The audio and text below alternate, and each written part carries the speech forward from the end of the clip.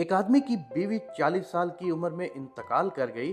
जब उसके दोस्तों और रिश्तेदारों ने दूसरी शादी का मशवरा दिया तो उसने जवाब दिया कि उसकी बीवी का सबसे बड़ा तोहफा एक बेटे का होना है और वो उसके साथ अपनी ज़िंदगी गुजारेगा।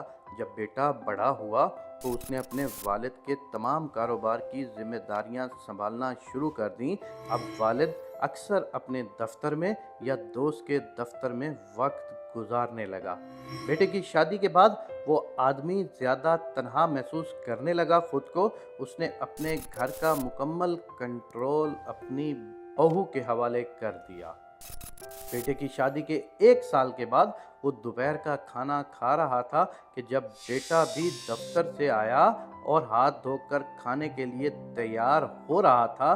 बेटे ने सुना कि वालिद ने खाने के बाद दही मांगी तो बीवी ने जवाब दिया कि आज घर में दही नहीं है। खाना खाने के बाद वालिद बाहर चहलकदमी के लिए निकल गया। कुछ देर बाद बेटा अपनी बीवी के साथ खाना खाने बैठा। खाने के बर्तन में दही मौजूद था मगर बेटे ने बगैर किसी रद्द अमल के खाना खाया और फिर दफ्तर चला गया। कुछ दिनों के बाद बेटे ने अपने वालिद से कहा, आज आपको अदालत जाना है और आपकी शादी हो रही है। वालिद ने हैरत से अपने बेटे की तरफ देखा और कहा, बेटा मुझे अब शादी की ज़रूरत नहीं है और मैं तुमसे इतनी मोहब्बत करता हूँ और अब तुम्हें भी माँ की ज़रूरत नहीं, तो फिर मेरी दोबारा शादी की कोई ज़रूरत नहीं।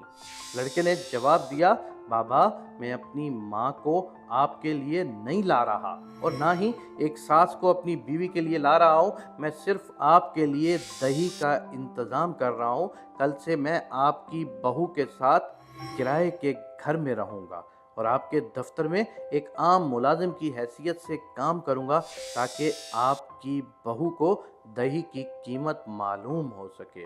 वालिदैन को हमेशा इतनी इज्जत दो कि उनका सर फ़ख्र से बुलंद हो और वो दिल से तुम्हारे लिए दुआएं दें। ये कहानी हमें ये सबक देती है कि वालिदैन हमारे लिए एटीएम कार्ड हो सकते हैं लेकिन वो हमारी मर्ज़ी पर नहीं बल्कि हम उनकी मर्ज़ी पर चलते हैं। दुनिया के तमाम वालिदैन को जिंदाबाद। हर घर में ऐसे मिसाली तर्ज अमल अपनाए जाने चाहिए। मेरी आखिर में फ़कत एक दुआ है कि अल्लाह तबारक व तआला हर शादीशुदा जोड़े को औलाद की नेमत से नवाजे। लेकिन अगर ऐसी औलाद हो कि जो वालिदैन की फर्मा बरदार ना हो और वो वालिदैन के किसी काम ना आ सके तो मेरे पाक परवरदिगार हमें ऐसी औलाद से बचाना। मेरे पाक परवरदिगार हमें अपने वालिदैन का खैर खा बनाना, हमें अपने वालिदैन की खिदमत करने वाला बनाना। ये ऐसा अमल है कि जिसका रद्द अमल आपके बच्चे आपके साथ करेंगे।